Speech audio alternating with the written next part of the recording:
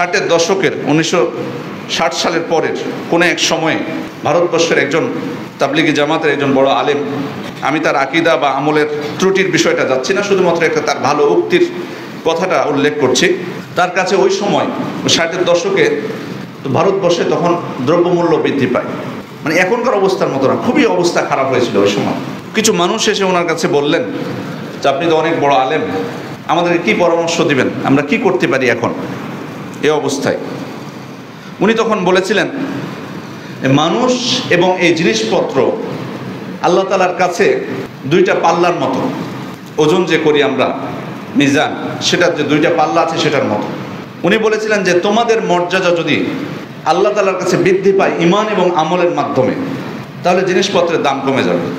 জিনিসপত্রের দাম কমে যাবে, তোমাদের মর্যাদা যদি বেড়ে যায় ঈমান এবং আমলের মাধ্যমে, তাহলে জিনিসপত্রের দাম কমে যাবে। আর তোমাদের পাপের কারণে তোমাদের মর্যাদা যদি আল্লাহ তাআলার কাছে কমে যায়, তাহলে জিনিসপত্রের দ্রব্যমূল্য বৃদ্ধি পাবে। এখন তোমাদের কাছে পথ হলো, তোমরা যদি এই অবস্থা থেকে উদ্ধার পেতে চাও, তাহলে তোমাদের ঈমানকে নবায়ন করো, সৎ আমল করো, যার মাধ্যমে আল্লাহ তাআলার কাছে তোমাদের মর্যাদা বৃদ্ধি পাবে, জিনিসপত্রের দামও কমে যাবে। এবং এটা হচ্ছে বাস্তব কথা। এবং এটা তো আসলে ওনার নিজস্ব বক্তব্য নয়, কারণ আল্লাহ তাআলাই তো বলে দিয়েছেন ওয়ালাউ আন্না আহলাল কুরআ আমানু ওয়াত্তাকাউ লাফাতাহনা আলাইহিম বারাকাতিম মিনাস সামাই ওয়াল আরদ।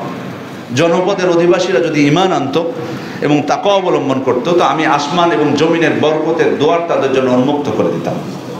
ওয়ালাকিন কাযযাবু, কিন্তু তারা প্রত্যাখ্যান করেছে এটা। ফাআখাযনাহুম বিমা কানু ইয়াকসিবুন, এই কারণে তাদের কৃতকর্মের কারণে আমি তাদেরকে পাকড়াও করেছি।